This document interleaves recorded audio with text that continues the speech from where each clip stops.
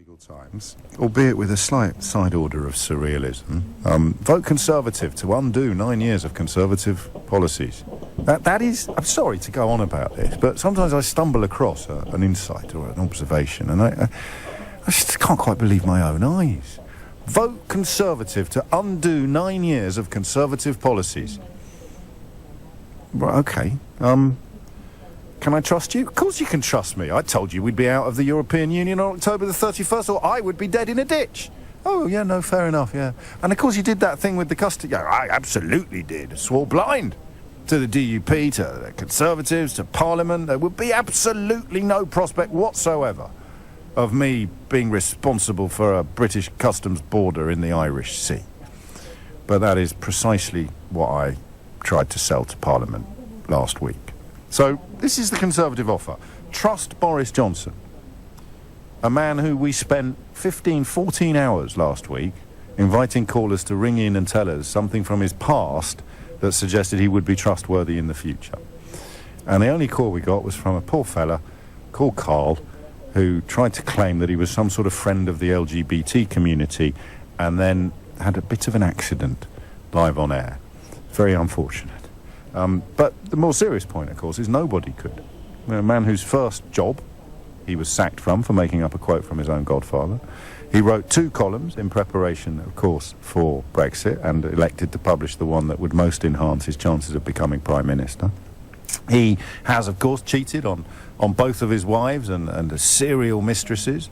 We know that there are still some very tricky questions to answer about the technology lessons that he received from a supremely underqualified young woman who went on to receive oodles of public money from funds that were in place when he was Mayor of London. But I don't know, does this stuff matter? Hundreds of millions of pounds on a bridge that never got built, although a lot of members of his top team ended up completely by coincidence and based entirely on merit with jobs with some of the firms that benefited from some of that public spending. The water cannon that he bought without being able to use them ended up, of course, being sold for scrap. The Dangleway or the cable cars that are almost part of London mythology now because they run every day with next to nobody on them.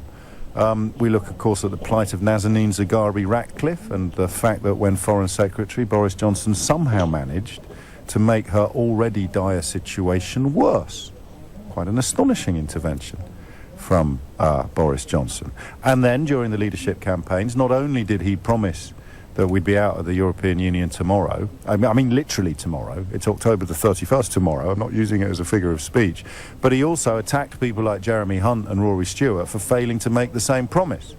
Rory Stewart in particular, I think he's leaving Parliament now, isn't he? He'll be out on December, that's it. But he in particular found that an almost existential threat, because he couldn't quite believe that the party of which he was a part were not only encouraging and amplifying this man, but also giving a free pass to his nonsense.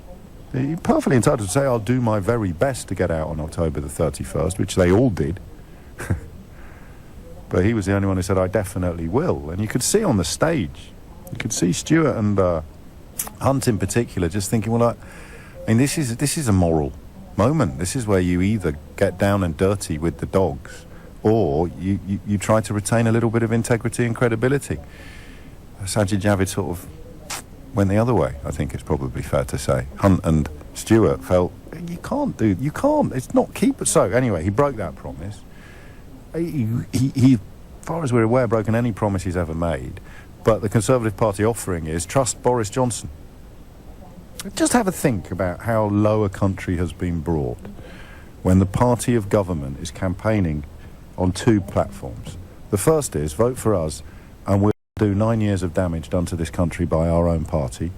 And the second is trust a man who only became leader of our party by lying through his teeth. Oh, and misleading the Queen. We missed that out of our list.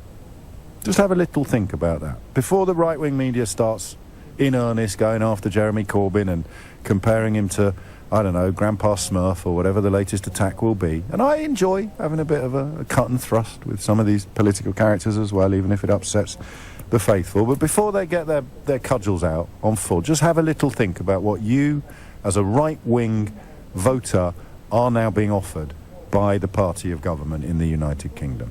You're being asked to trust a man who has never told the truth in his life, who achieved the leadership of the party via lying, and who has already misled the Queen and unlawfully suspended Parliament. Trust him. Whew. And you're being asked to back a policy platform that essentially consists of promises to undo 9 years' worth of policies inflicted upon the country by his own party. And they'll be queuing up to do it. Absolutely queuing up to do it. And on the other hand, you've got Jeremy Corbyn.